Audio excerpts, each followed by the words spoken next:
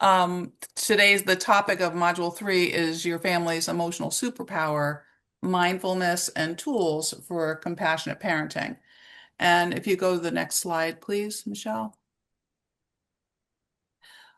Just so you have this as a placeholder, we've done 3 modules. This is our third module, rather. We talked about when little brains explode, compassionate parenting. We talked about the brain and the connection between emotions and behavior. And then the last time we talked about the secret language of hearts, where we dealt with being compassionate in our homes and connection and communication and how important how we communicate with our children is. And then today we're going to talk about our emotional superpower. And you can go to the next slide. Okay. So today we're going to be talking about your family's emotional superpower, and we're going to look at some tools so that you can pick tools that work for you to create your own family toolkit that will support you in being the most compassionate parent that you can possibly be. And I just want to say at the outset that this is a journey. This is not something like, whoa, after this session, you're going to just like knock it cold and use all these tools and everything is going to be miraculously changed. This is a journey. It's a growth process. And you need to give yourself grace. I mean, it is challenging to be a parent. It is, this is well, whether you have a child who has special needs or not, all children actually have special needs. They need us to be compassionate, and that's why we're doing this. But it takes practice. And I would just implore you, beg you to not give up and not feel like you are failing at developing this toolkit or using these tools when things don't go right. Um, we have to keep at it. And there's a saying that practice makes perfect, and that's really not right. It's perfect practice makes perfect. And we have to be careful when so we don't want to practice things that are incorrect, but we want to be striving to keep doing our best at using this. And that's why Jane is going to send out some materials that will be helpful. But I'm excited for you to see some of the things that you can use and pick the ones that work for you. So we can go to the next slide. Okay, just reviewing. Last time we learned about how the words that we choose in that 30 seconds after your child decides to display how they're feeling, um, what you say is going to really either build a bridge or create a wall. And I think that we all want to build bridges. So we're going to go back, and there's recordings available if you were unable to be with us in Module 1. We're going to build on what we learned about how the brain works with emotion and reasoning and behavior. And we're going to bring in the communication tools that we learned about last time. And we're going to look at some tools today that will combine what we learned in Module 1 and learned in Module 2 so that we can put this all into action. And so the tools that we're going to look at today include the mood meter, a best self tool, the meta moment, and what's called a family charter. And these are going to be starters for making your toolkit. And I put this little image up on the right-hand side of the slide because if we work at this as parents, we have a child who is raised in a house or a home, a community that values and tries to practice compassion and empathy, they are more likely to become an empathetic and compassionate person. It just doesn't happen when they go out into the world. We have to nurture that. And not all of us were nurtured in that way. And that doesn't have to be, our past doesn't have to be our future. We have the power right now to make decisions about what kind of parent or guardian or teacher we want to be. So we can move to the next slide. So you've kind of cracked the code about language and communication. Um, but what's going to really happen now? This is what we're dealing with tomorrow when real life hits. When you if you're a worker, your boss is demanding or crazy. Your partner is stressed out. I saw that smile, Michelle. Your child needs you to show up as the parent that you want to be, not the parent that's responding to all these other people and things. And so we have to be intentional about this. It's not going to just happen. It's work. And anything that's worth anything takes work, unless it's a lotto ticket that drops into your lap. Okay. But you have to work at catching it. Um, so this is where families, when we have to do the work, are going to take one of two paths, right? You're either gonna go back to your old patterns because it's habit, or you're gonna say, I can do this. I can develop my emotional superpowers. I am capable. And how my child and I, or my student and I get along means so much to me that I'm gonna work at it. So now let's move on and try to claim our superpowers and build that toolkit. All right, what are we going to get out of this today? Hopefully, this is what my intention is that we're going to learn something new. We're going to be able to implement in our homes or in our classrooms some age appropriate, because it depends on how old your child is, your student is, mindfulness practices that you can use with your whole family. Okay. And I'm going to really talk about mindfulness in a few moments because it's not just a buzzword. It's not just people eating seeds and sitting with their legs folded, looking into their heads. It's an actual real practice that works. I hope that you learn how to use the meta moment and the best self as strategies that will hopefully diminish the conflict that you may have with young people or old people, um, and make connections. And then it would be really powerful if people who participate or hear this could create a family charter or a classroom charter or an organizational charter, which will be a roadmap for how your community, whether it's a family or a classroom or something bigger, creates lasting change. So let's take a look at mindfulness now. I'm just going to tell you a quick little story. I did a 2-year fellowship at the Yale Center for Emotional Intelligence, and I was really proud that I got accepted into this, and I couldn't wait. I was an assistant superintendent, and I was trying to bring SEL into my school district, and I thought, if I could do this 2-year fellowship, it'll be great. And then I went to the first meeting. And we had to sit in a circle. We were told to put our feet on the floor and get ourselves positioned in the chair and close our eyes. And I closed my eyes and said, oh my God, what have I done? This is not for me. I am not with my people here.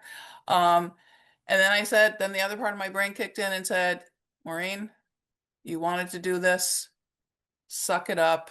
When in Rome, do as the Romans do and go for it.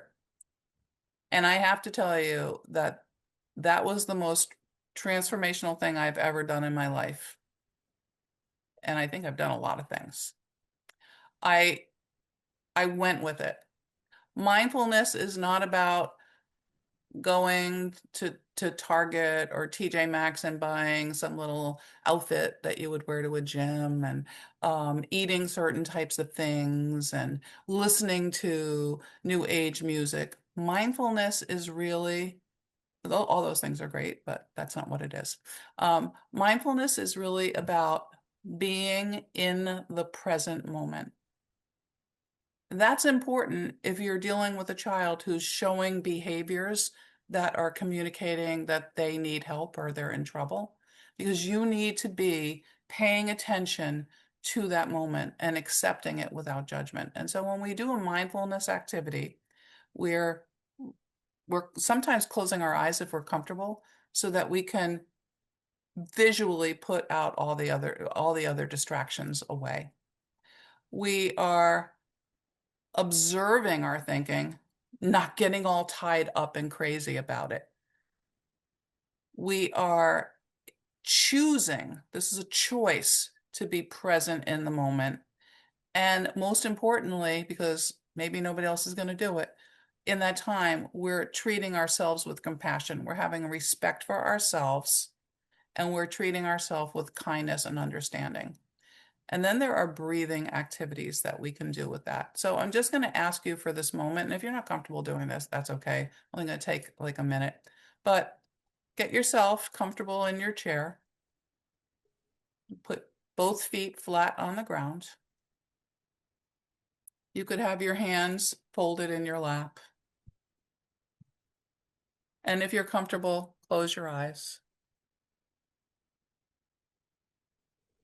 And just listen to the quiet. Take a big breath in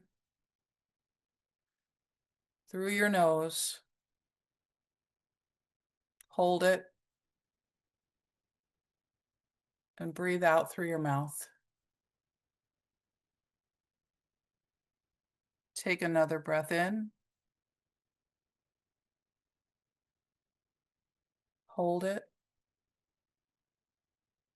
Let it out. Take another breath in. Hold it. Let it out. Breathe in and feel the breath coming in,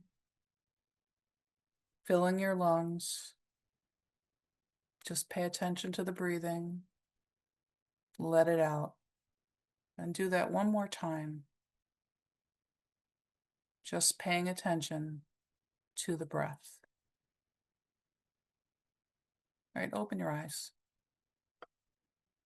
I'm not going to ask you to, okay, who felt different? But hopefully what you experienced was like a sense of quiet and peace.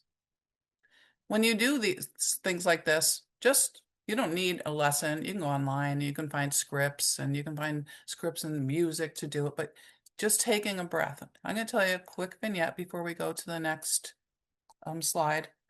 I have grandchildren. I love them. And they're just like your kids. You know, they get upset sometimes about things. And I did this little activity, this breathing activity with one of my grandchildren. And I said, you know, when you get upset, like it's, you know, the kibitzing between kids or whatever, you just need to stop, as long as you're not getting something thrown at you or whatever, and breathe. And you can close your eye. And I had this little conversation. So it's a 6-year-old child.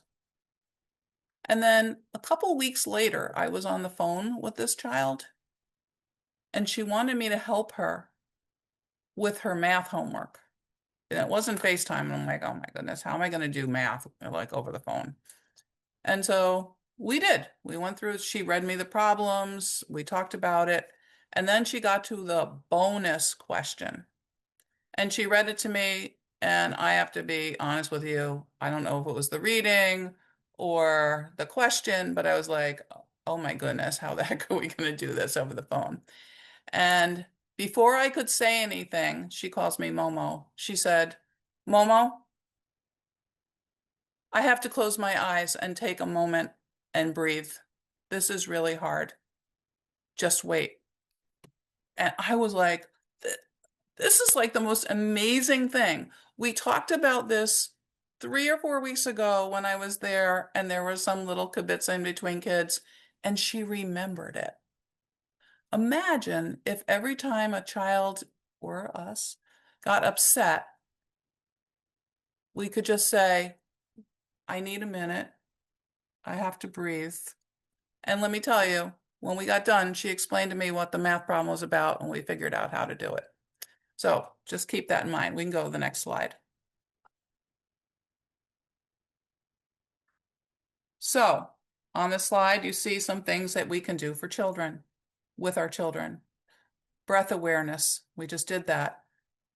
Helping children to anchor themselves. You can call it balloon breathing. Tell them to fill their lungs and their belly up like it's a big balloon, and then let the air out of the balloon.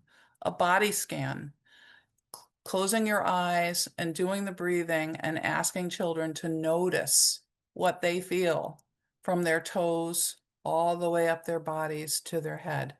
That's a body awareness. And we know that sometimes when we get upset, we have feelings in our body. We get tummy aches or our hands get sweaty or tight. So body scans. And then mindful movement, yoga, Tai Chi, or guided stretching. You can do that with little children. And there are actually TV shows that have little cartoon yoga experiences for kids, and I've seen them do it. And it's just really important to try to find ways to allow children to calm down. We can go to the next slide. So, since I told you I did a 2-year fellowship at Yale, one of the things that I'm familiar with is something called ruler. And ruler, if you, there should be a slide that has a pyramid on both sides. Perfect. Start at the bottom, okay? These are skills, and this is not a whole ruler training, but I want to make you aware, and we can provide you with resources to find out more, or we could do more with you. But we as adults and children need to recognize when we're feeling something. Sometimes we just get so escalated, we don't even stop to recognize, what am I feeling? Am I feeling anger? Am I feeling disappointment? Am I feeling disgust? Am I feeling ostracized? What am I feeling? And then after we recognize that we're having an emotion, that um, why am I feeling this way? And what's going to happen? Thinking about understanding what the emotion is. And then after that, being able to really label this. Am I angry or am I upset? Am I angry or am I disappointed? And you might say, who cares? I mean, seriously, does it make a difference? It does make a difference because the response is going to be different. The response, you're going to act differently if you're disappointed in terms of how you're going to take care of it, deal with it, than if you're angry. Okay? Um, and we need to be able to express our emotions. How do we appropriately show our emotions? Just because we're angry doesn't mean we have to swallow our anger, but we need to know how to appropriately communicate that we're angry about something so that we can resolve it. And that's at regulating. How do we use strategies that we're going to talk about today to help us regulate or manage those emotions? And that's the goal, because there are no good or bad emotions. How you feel is how you feel, but how you respond to what you're feeling is what's important. And so we can go to the next slide. And the next slide is just that it's ruler, R-U-L-E-R, recognizing your emotions in yourself and then coming to be able to recognize them in others, understanding the cause and the consequences, labeling them, expressing them in an appropriate way, and then regulating your emotions. Now, I'm going to tell you that there is an app, a free app on Android or on an iPhone, and it's called How We Feel. Just go to your app store, download it. It's free, free forever. How We Feel. And it deals with all of these concepts that we've just looked at on those 2 slides. We can go to the next slide.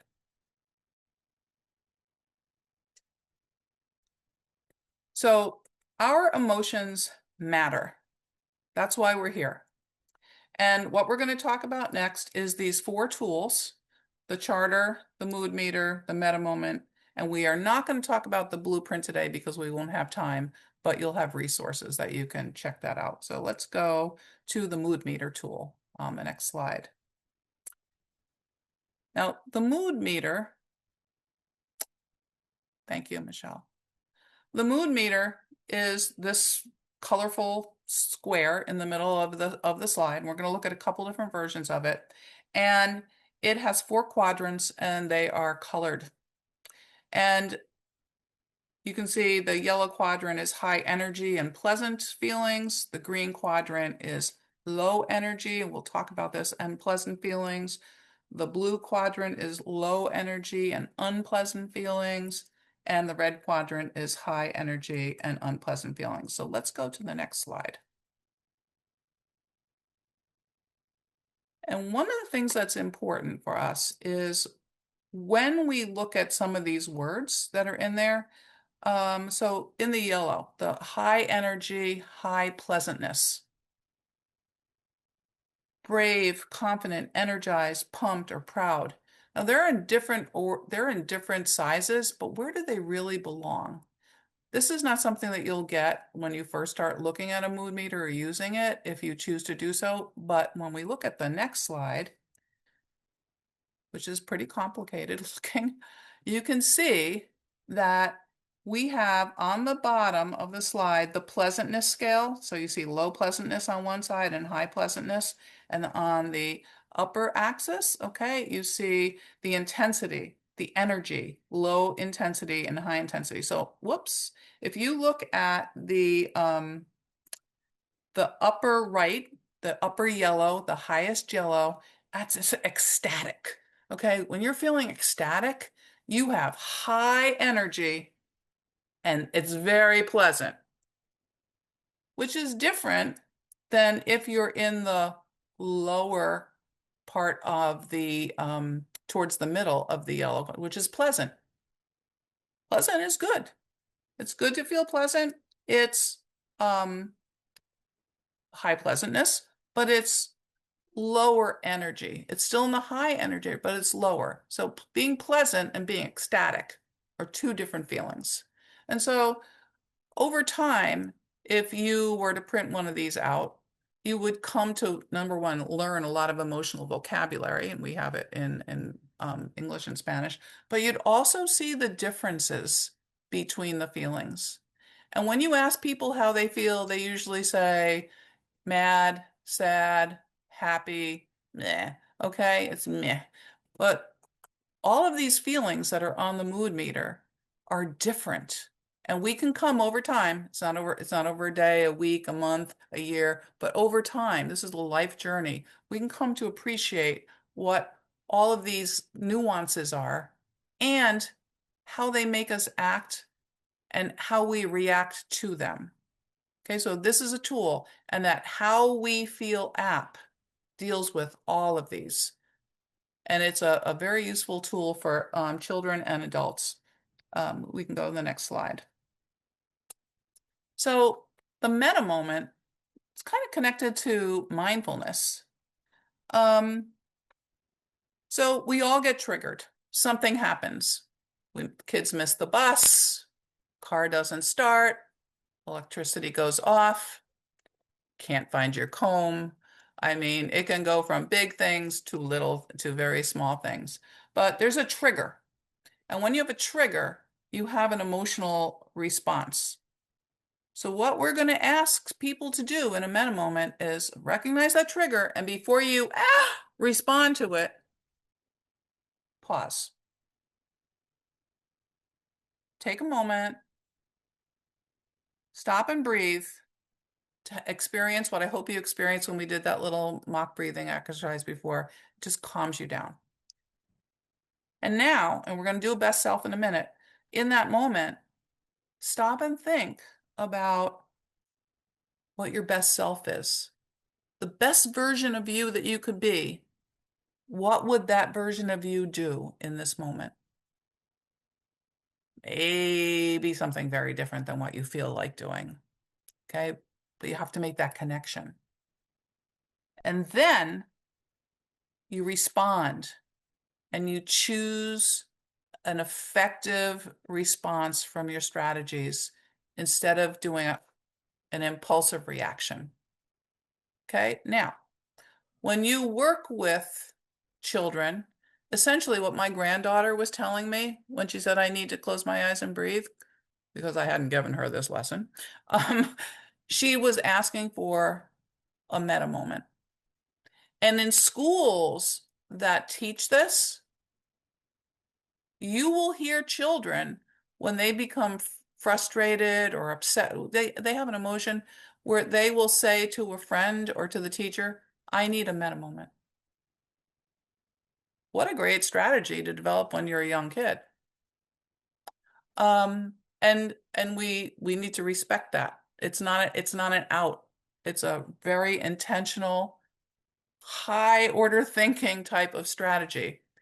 There are families that I know personally, and families, some of them are people who I went to my fellowship with at Yale, who created places in their homes, just like some teachers create places in the room where you can go to take that meta moment so that it can be private, so that it's children are knowing that there's a place they can go to. Okay, so the meta moment is an awareness that you need to calm yourself down. Okay, we can go to the next slide. And so there used to be a 6-step meta moment process that Yale had, and they've boiled it down to 4. And so it's don't ask me why they have Mr. Toast. Nobody's ever been able to explain that to me. But I like the one with just the colors. So you sense that a change has happened, something's triggered you, you pause, you see your best self, and then you strategize to react. Okay, so 4 very simple steps. Very young children, preschoolers are doing this in schools that actually teach this. Okay, the next slide. Okay, so I'd like you all to take a moment and think about this, or if you have a piece of paper handy, or you can do it in your little whiteboard, as we tell kids, your whiteboard in your brain. But think about your best self. To create your best self, you think about your heart, your mind, your hands, your body, and how you want to come to this moment with your children, with your spouse, with your students, with your coworkers, in the way that you are being your very best self. And so and what are the words? So on the picture, you don't have to be an artist. You just write in that on your head is your best self when you're thoughtful. You could put a thought bubble. Is your best self when you're taking somebody else's perspective. So that's from your heart. You're thinking about how the other person feels. Is your best self when you're creative, like it is on this Mr. Pata picture? Kind, helpful, honest, creative. There's no right or wrong. There's no better or worse. It's like, who are you when you are being the best version of you? Now, this may seem like a silly activity until you actually do it. It's not so easy to think about you in your best version. But in schools, we've had adults do this in central office.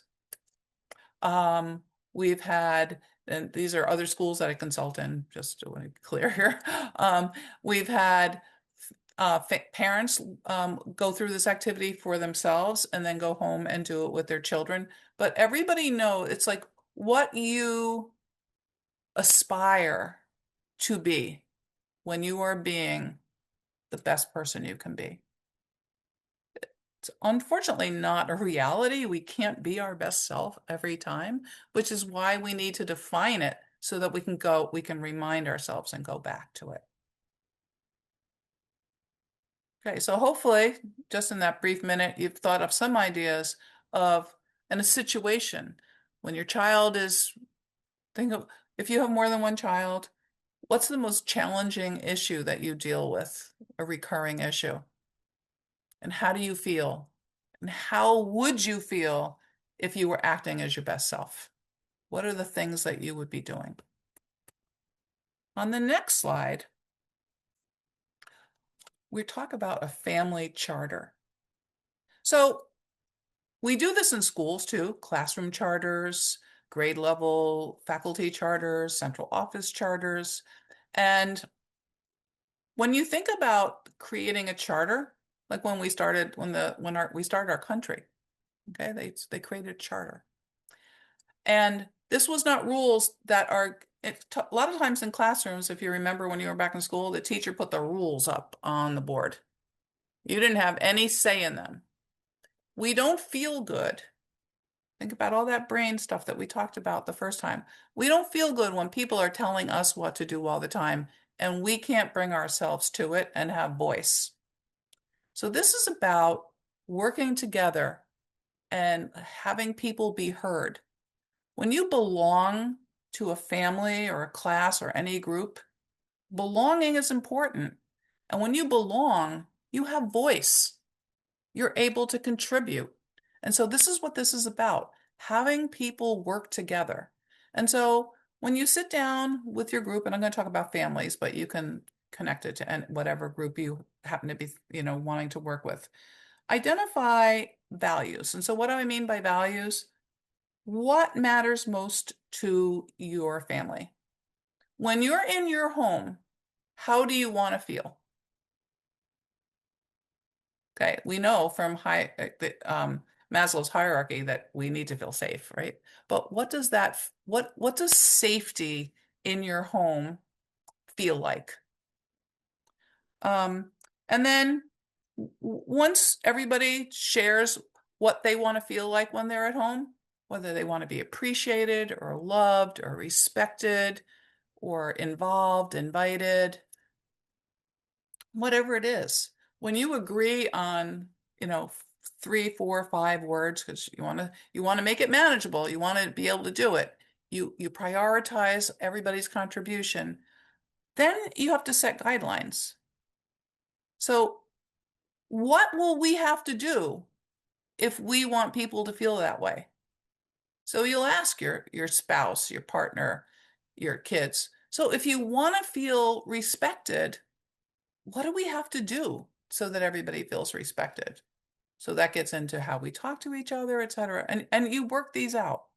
And then on this particular slide, it says create consequences. And I will tell you that in Yale's form, they've taken that off. But I have it on here because, like, what are we going to do if we agree that we want to be respected, and that respected looks like people not interrupting and people not yelling? What are we going to do when that happens? It could be as simple as a reminder. It's not a punishment when we say consequence. It could be a reminder. Let's go back and look at our charter and see how what you're doing now aligns with that. And then the most important thing is that you have to review it regularly. Because you know what happens when people start something new? Think about it as a parent. When you start something new, great idea. We're going to get everybody a space because we don't have a mudroom, but we're going to give everybody a space to put their things. And I'm going to go to Target and I'm going to buy everybody a little box. And I'm going to put their name on it. Yeah, if you don't review, like, we need to be doing this, then you just have more of a mess with the boxes that don't have the stuff in it that you thought. Okay. You go to open house in the beginning of the year, and teachers, we tell you all these things we're going to do, and it happens for about, not in every case I'm making, is that happens for about 6 weeks and it never happens again because we haven't reviewed it, because we have so much going on. And so for this family charter to work, you have to review it. All right, next slide. On this next slide, we have Catherine Lee, who was with Yale. She's since retired, but she still does some work with families. She's a family liaison. And I'm going to ask Michelle to just show you this quick, less than 2-minute video of Catherine talking about the family charter. The family charter is a written agreement that a family creates together and everybody signs it. And the goal of a family charter is to think about what kinds of emotions and behaviors will create the kind of emotional climate that you'd like to have in your home. So it's really quite a simple document that consists of 3 questions, but it's very engaging because you're asking people about how they want to feel. That's very different from what are the house rules, which are sort of more external, whereas this is, well, how I want to feel. So right away, everybody is invested in it. So the 3 questions are this: how do we want to feel as a family? And everybody talks about the kinds of feelings that they'd most like to have. So it might be I want to feel valued, respected, loved, appreciated. Once everybody's decided on those, the next question is, what kinds of behaviors do we need to have to consistently feel these kinds of feelings? So that takes some time to be very specific about what kinds of behaviors are most likely to bring about the desired feelings in the family. And then the third question is, when the conflict arises, or when somebody breaks the charter, how do we agree to resolve that? And so, after much discussion, the family together writes these things down. They can create something very beautiful that they post, and then they need to use it. They've got to refer to it so that it's really alive and it's really a part of the family life. And if used in that way, it can be powerful. So she just says things so much better than I do. Um, and she's so calm, and she's done this work with Booking.com literally. has stays for absolutely anyone. Imagine you're a merman. You find a beach resort for your mer family. I do that all the time, Michelle. So on this slide, there are some links. You're gonna get a download that of the family charter. Great Schools is a website that's on there. They have a lot of information, and then you have the YouTube video. So I think a family charter is a great thing. To anybody can do it. There's no right and wrong. And if you go to the next slide, Michelle, we can take a look at, you're going to get a download of this, very simple to fill out, and then go to the next slide, and you can see some pictures of some examples. It could be anything from, on the right-hand side, writing it on a piece of loose leaf paper, to making a poster, which is on the left side, to, on a piece of drawing paper. But it's a really very valuable tool for trying to be a compassionate parent and have your children learn about empathy, compassion, respect, etc. Um, the next slide talks about storytelling as an emotional tool. And so this is where my teacher hat on, because first of all, I really believe, and I know you've all heard this, that we should be reading to our children, and not just when they're littles. You can read to kids all the way up through until they don't live with you anymore. We all like a good story. And there are ways to teach emotional vocabulary in our storybook reading. We could have a mood meter out. I'm not saying that you do this on every page, but when a character in a story that you're reading to your child is having big feelings, you say, "Oh, let's take a look at the mood meter and see if we can figure out um, where the character is feeling and what quadrant they're in, etc." We have people in middle schools and high schools who use mood meters with social studies, with history, where they're examining what's happening and they're thinking about what the emotions of these people might be. Now, let's not get off on today's political climate. We could put lots of people on the mood meter, but there are ways to use children's literature. And there is a storybook called "This Story Is Not About a Kitten," and I've used it. Actually, recently published an article in Libraries and Children for children's librarians to be able to use this book the way we've used it in a research study. And we've used it with children and adults to teach really very nuanced emotional expressions that are going on in a book. Stories really help children see the emotions that they're feeling in other people. It's easier to talk about them when other people are feeling them. And the discussion helps build empathy and social awareness. And also, when we look at, there's always a problem in a story, right? There's characters, setting, problem, solution. We all learn that. Your kids are learning that in school in the lower grades. And when the problem is a kind of a conflict, and you can talk about the emotions that people might be feeling in the book around the problem that happens that they're trying to solve. And so children can learn strategies through the character experiences in books. If you're reading a book and not just saying the words from page one till the end, but stopping and doing what we call dialogic reading, where you're dialoguing with your child. You can use the mood meter. You can say things like, in I think there's a book, Lucy and Lucy's purple plastic purse. Um, what do you think Lucy could have done? How could she have been her best self when this happened? And you can change your tone of voice and your questioning as your children are older. We're not going to be, talking to our older elementaries and our middle schools in that sing-songy element primary voice, but yeah, I think you get the idea. I want to move to the next slide, and this is the book that I was talking about. And for anybody who's here, if you pick a number between 1 and 20 and put it in the chat, we've pre-selected a number, and we'll give up to 3 of these books. We'll mail it to you. This is a great book.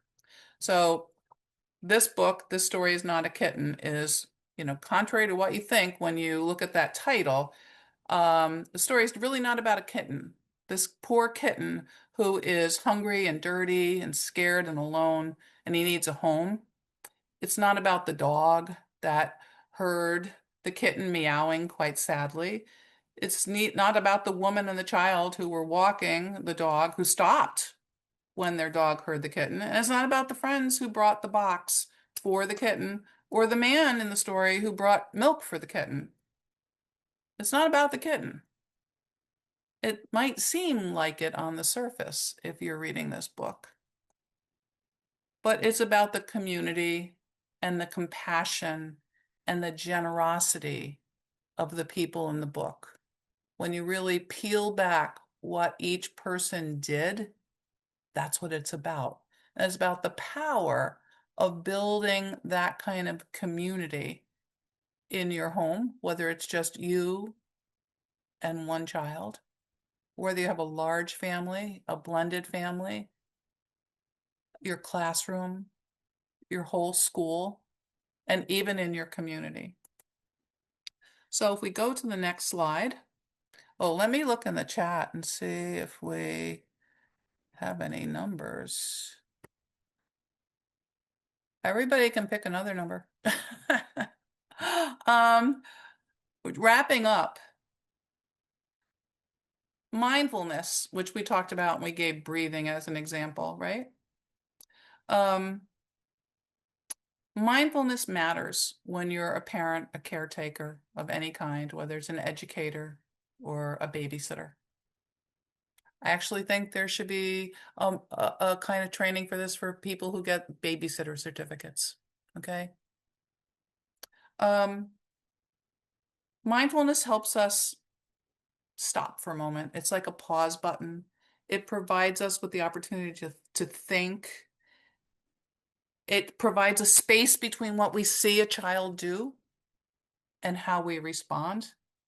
And this is what is, if when we do this and we practice it, it's going to get us out of having what's an impulsive or knee-jerk response to a more thoughtful response. And we're not going to be perfect when we do this, but we're going to get better. Mindfulness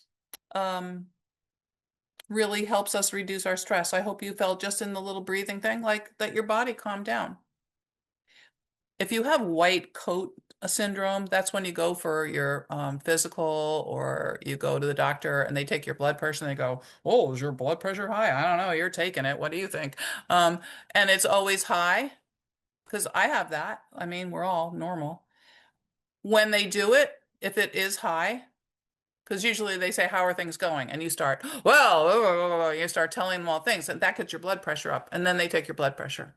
I mean, they should change that. But anyway, when what I do is I go, give me a moment, and I go in to myself, and I do a mindfulness minute or two, and then I stick my arm out again and say, "Take it again."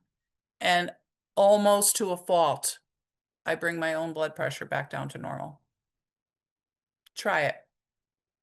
So mindfulness will help you reduce your stress and your reactivity, and it helps you suspend judgment. So you're not judging, oh, we did it again because of this, that, or the other thing. Okay. You need to stop. You need to stop and suspend judgment and don't jump to conclusions and then be harsh in how you respond. When you do that, and with the meta moment, you could say to your child after you've explained it, Mom, or whatever your name is, to that child, I need a meta moment. Even in teaching, it would be, I mean, I wouldn't go around all day long going, oh my God, I need a meta moment. That's not going to bode well with the families and the communities. But if things are out of control, things are getting loud and whatnot in the classroom, it's perfectly appropriate to say, boys and girls or class or whatever, I need a meta moment, and I think you should take one too. To stop it, right?